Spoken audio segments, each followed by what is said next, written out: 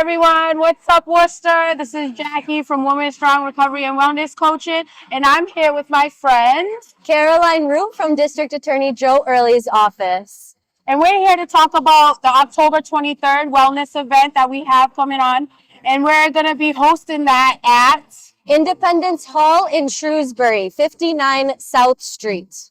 and we'll be doing that as focusing on holistic wellness in the substance use and recovery field.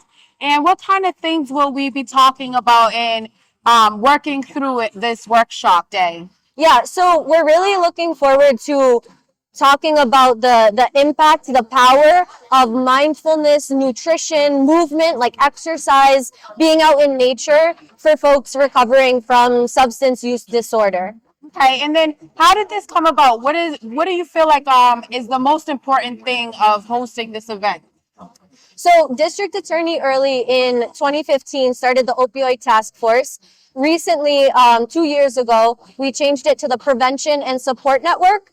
And so we want to encompass not just substance use, but mental health and trauma. So with this event, we're just trying to expand our scope and bring knowledge from experts and, professionals in the field to people from all sectors. So we'll have people from police departments come, teachers, people from health departments, all coming together to learn this information. Perfect. And is this the first one?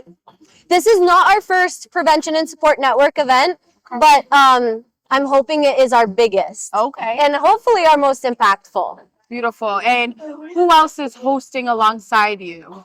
So the DA is putting it on with the network, but in addition, our keynote speaker is Linda Garrity. She is the mother featured in a film called Our American Family. It's about generational trauma and generational addiction and how she kind of broke that with her family through mindfulness, through exercise, and nutrition. And then we'll have a panel of professionals, including Jackie, and some folks who can talk to us more about nutrition, the brain, moving our bodies, and how all of that promotes recovery. Beautiful. So yes, I will be there. I will be hosting a mini mindfulness session with everyone there. It will be no more than 15 minutes. We really want to just have everyone understand that we can get wellness together as a community, but also you only need about 5 minutes a day to really reset yourself and start to move through what it is to experience trauma, substance use disorder, and even working in the field. This is a lot of, stress on everyone when you're dealing with human services, don't you think? Right, absolutely. And I think I really like your point that you can do it anywhere. You can practice mindfulness and grounding, whether you're in the car, whether you're at a desk at work, whether you're at home. So I think that's a really important piece. Yeah, perfect. So once again, thank you for coming and talking to us. What's up, Worcester? And just let us know one more time the details of the event. Yes, so we'll be there at Independence Hall in Shrewsbury on October 23rd. We'll start at 8 a.m. and we'll finish right around noon. We'll have refreshments and we'll have some amazing speakers and amazing mindfulness and movement breaks as well. All right, perfect. See you there. Thank you. Bye.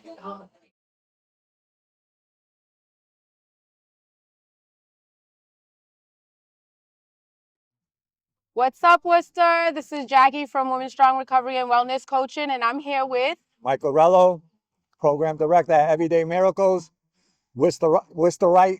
Yes. So we're here to talk about the recovery event that we have behind us today, right? It's National Recovery Month in September. So we're here with Michael to dive into a little bit. What does that mean? How is the center going in and supporting, and how we can learn more about it, but also get support for it. So Michael, let me know what exactly is Recovery Month and why is it important to highlight that? Yeah, so Recovery Month is it's just not statewide, it's national wide. So Recovery Month is a month of celebrating one day all the way into long time recovery.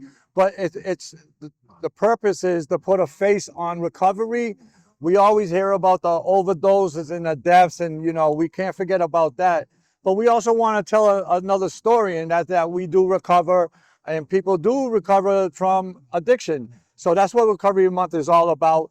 Just putting another face on recovery, showing people that, hey, the people that you walk by and that you look down on, we become somebody and we become productive citizens in your neighborhood. So Yeah. that's what Recovery Month is all about. Perfect. And so that will lead me into, what does your recovery look like, and how was that, transpired? So I'm also a person in long-term recovery, and for me, I am going on 14 years in recovery. Yes. Um, and recovery is a beautiful thing. It's not just putting down the drug, but learning who you are. Dealing with all the trauma. You got to heal from the inside out. And I believe that's what recovery is all about. Putting down the drugs is a small part of recovery. Living day by day on life terms is the big picture. So to be able to do that for me, I had to learn about my traumas, heal my traumas, learn about addiction, learn what addiction was, understand the whole different pathways. So I'm a person in recovery that doesn't just have one pathway. I melted all the pathways and took a piece from here, a piece from here, and like I say, recovery is like a well-tailored suit. And you got to find a suit that fits you best. You just don't wear a baggy suit. You don't wear a tight suit. You wear one that fits you. And that's what my recovery is. It fits me right. It might not fit anybody else right, but it fits me right. And that's good to know, because, and even with a suit, right? Like, you might get a little bit bigger and have to change that suit, Right. or it's gonna ebb and flow, right? So that suit might not fit you the whole time, and you have to be willing to, like, size up or size down in that. Do you think? Yes, absolutely. That's a great point. You got to let the hem out, right? You might grow, or you might get big, so you let the hem out the cuffs or the. Yep. So yes, so for that instance, I started off in NA, and that suit was good, and it got my foundation built on NA. But I had to let the hem down a little bit, and I had to learn more, and be open mindful about different, because it didn't work for me. I didn't want to sit in the front, and I had trauma where I was always looking behind, and then in certain meetings they tell you if you're not in the front, then So I had to find a recovery that fit me. So yes, it always changing my suit, letting the hem out, inch by inch. So and next year it might look different than it does this year, but that's okay as long as I'm in recovery. That's perfect. And so then, what is exactly Everyday Miracles, and how does that support everyday folks in recovery with their personal journey? Yeah, so Everyday Miracles is a peer-to-peer recovery support center. So it's peers supporting peers. Um, and so at the center, the beautiful thing is that we celebrate all pathways. And we say that, what your recovery looks like might be different than somebody else looks like. But if you say you're in recovery, then you're in recovery. As long as you're moving forward, we'll be there to celebrate you and assist you in your recovery. But I think the center is a beautiful place to learn about recovery and learn about different, pathways, and to build a foundation, because you're surrounded with peers that are struggling just like you are. And you got peers that been in situations that you might be facing and can give you some advice. Can't tell you how to, but they can tell you how they got out of it. Doesn't mean it's going to work the same way, but they can give you some advice. We do everything from, we have a clothing rack, so people that might not have clothes starting off come in.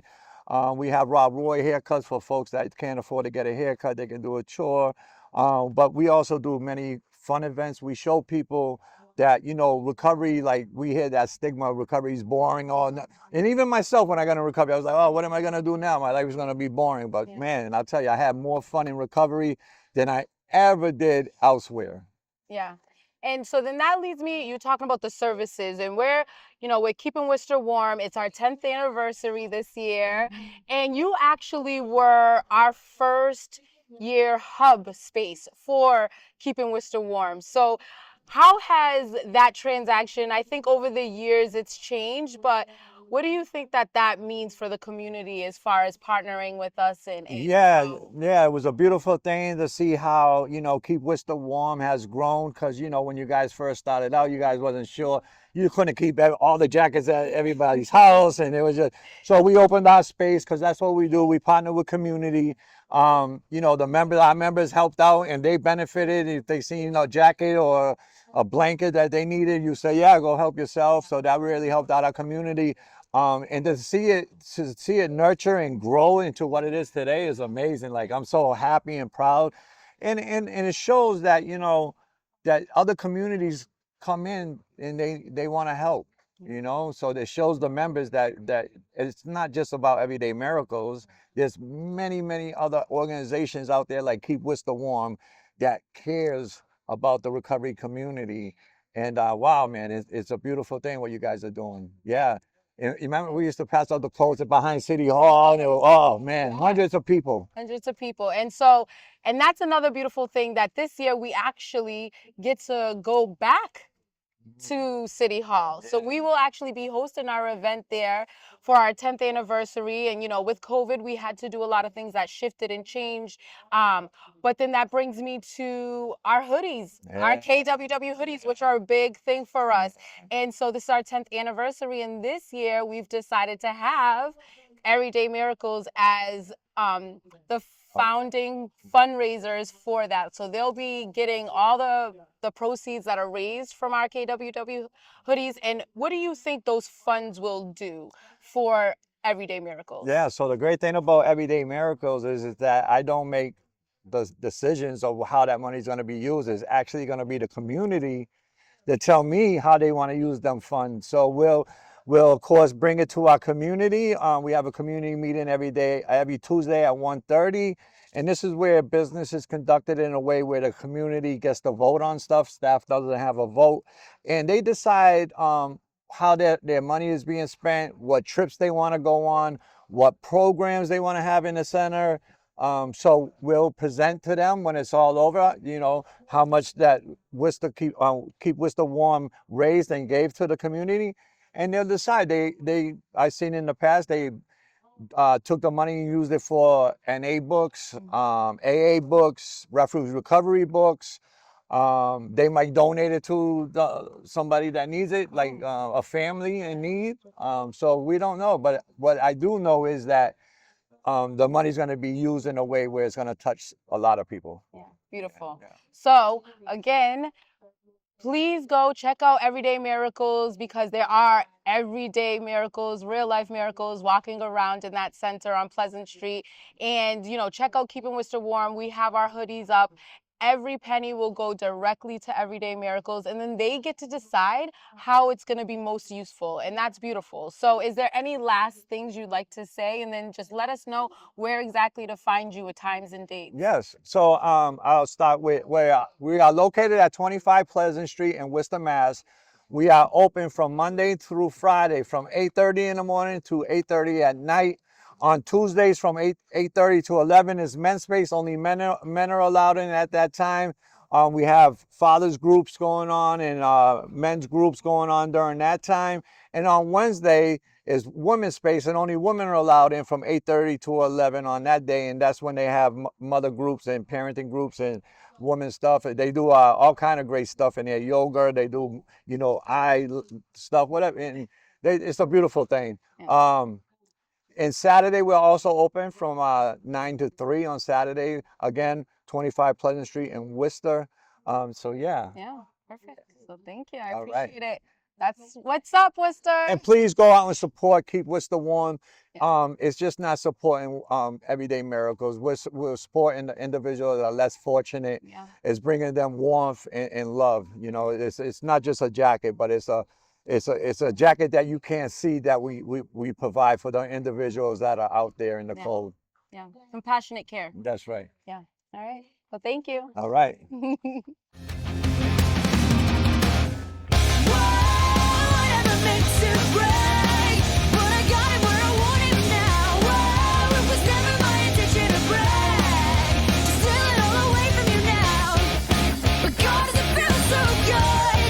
Cause I got it where I want it now. And if you could, then you know you What's up, Worcester? This is Jackie with Women Strong Recovery and Wellness Coaching, and we're here with our friend Roberta Nelson. Roberta Nelson, and she's with Everyday Miracles, and we're just going to kind of talk about the things that her role and what she does and how that has affected her in her recovery and the groundwork that's really happening in the city. So just tell me, what is your role right now? Okay. So my role, hello everybody. Once again, my name is Roberta Nelson. I'm a person in recovery. I wanted to start off with that. So one of my roles is, because I wear many hats, I work at Everyday Miracles as a part-time coach, Monday, Tuesday, Wednesdays, part-time, right? With that being said, I started off as a member. I started off as a member at Everyday Miracles. Everybody walks through the door for the first time. Yeah. And so when you did walk through the door for the first time as a member, what did that look like for you, and how was you supported as a first-time member? Good question, Jackie. Oh my God, good question, good question. And I like to keep it real, right? When I walked through the door at Everyday Miracles, first of all, I didn't even know that there was an Everyday Miracles. I never even knew about the place. But I thank God that my brother Eric that passed away, God bless him, had a friend named Mike. Okay. So Mike was doing something positive. He was doing something positive. So I'm like, I'm gonna follow this guy. And when I walked in the door, I was building, Mm. building. Yeah. I'm meeting new people. I'm learning about myself. I'm just, and then I started cleaning, Mm. cleaning, helping, doing the best that I can, right? Because cleaning is my therapy, believe it or not. I love that. Nobody knew that part. I got a house for you to clean if you like. Listen, nobody knew about that part. Okay. But you know what? I started cleaning. Yeah. I started learning Okay. people. Mm. I started learning people, which was a blessing because I was getting my challenges, because in life you have challenges, right? But I started to welcome them, Yeah. So walking in there, I was a little broken, but then I started building, building, building. So became a member. Yeah. They have a program that's a leap, learn, earn, and progress. Okay. And then went to recovery school, Okay. right? And When then you say recovering school, what does that entail and what does that mean? okay, so recovering school, maybe I used the school part on it, but I was learning Yep. that part, right? Okay. So I put myself in a drawing. Okay. It was to take a recovering course for 5 days, Okay. 6 days. I went into a drawing Okay. and I got picked. Perfect. So I said, why not? Why not? Yeah. So then in 6 days, I became a recovery coach, right? Beautiful. Which was awesome. And then I was offered a job. Perfect. And was you offered a job at Everyday Miracles? Who actually hired you for a job? I was offered by Everyday Miracles Okay. to become one of their first recovering coaches. Beautiful. Because it's a new thing. Everybody's getting recovering coaches. So I was one of the beginners at Everyday Miracles. And now there's a bunch of us there. Yes. And so what is your role as a recovery coach in the center? Recovering coach in the center. I'm going to use the role look like? the role is, and it's so basic, Mm, is treating people how you want to be treated. I love that. Humanity. Right? That part, right? It starts there. It's to be their cheerleader, Mm, their hope, letting them know that they're not alone is important. Yeah. Guiding them, not doing it for them. Yeah. I don't do nothing for nobody. But no, the only thing I do is I'm your cheerleader. I give you that hope, but you have to be able to do it on your own because I can't do it for you. Yeah. So yeah. And so then that leads us into, I know you have your own company that you started, Life Changes. And was that before or after Everyday Miracles? Oh my God, that was a long time project. And I say project because I came from a psych nursing home. I worked with many people, knowing that everybody's job is important. I worked with a lot of doctors and a lot of nurses. And I was a behaviorist at that job. Okay. And I loved it. That was my favorite job because it's all about how you treat yourself to be able to treat people. Mm. So I was building as my life was changes, as my challenges was coming in my family. And what I did is I started writing and creating, and I came up with, thank God, life changes. Yeah. It's a personal development workshop. Okay. The mission for that workshop is building self to build others. Beautiful. The vision for that workshop is learning to live your life now and file the past away, because the past become a history. You can't go back. So it gives you those positive tools, those tools of hope, those hospitality tools, those building tools. Yeah. So how have you been able to implement that into Everyday Miracles? At Everyday Miracles, you have to get everything voted in. Okay. Everything Okay, has to so be tell voted us in. about that. So when you I love Everyday Miracles because they have a platform. Okay. You know, not just the hospitality and the hope. Your challenges are gonna come. That's for all of us, you know. So I went to Everyday Miracles like I want to say 5 years ago, maybe, I don't know. But it was a while ago, and I pitched them an idea. So Mike said to me, Roberta, you got to get it voted in. Yeah. I went to the community. I presented my ideas. I was on Zoom. I wasn't even in person. I was on Zoom. And I saw all the people on Zoom, and I told them about my personal development workshop, and it was voted in. Beautiful. You know, so they give you a platform of hope. As long as they vote you in, the stage is yours. So you were voted in. So that means that they really seen a vision of yours that could carry through the center and give people hope. What we've been Correct. talking about. Yep, correct. So have you seen, what does that real life testimony look like when people come, they take your workshop and they've been coming for a while. What does that feel like for you? It is such a blessing. Mm. You know, at first it was a challenge for me with my feelings. Okay. Because I started feeling uncomfortable when you have people just come up to you and be like, oh my God. So I was learning myself because with everybody, I was building, right? So with building, it made me feel good to be able to have people say, when's your workshop? When's your workshop? When's your workshop? Roberta, are you doing your workshop? And you know what? That's giving me hope. Hope. I love So it's bouncing back, you know, to hear my tools bounce back to me keeps me bouncing back, you know, like bouncing forward. So it's such a good feeling. And I like the way that you use the hope. Yeah. Because I also am the founder of the Carter Hope.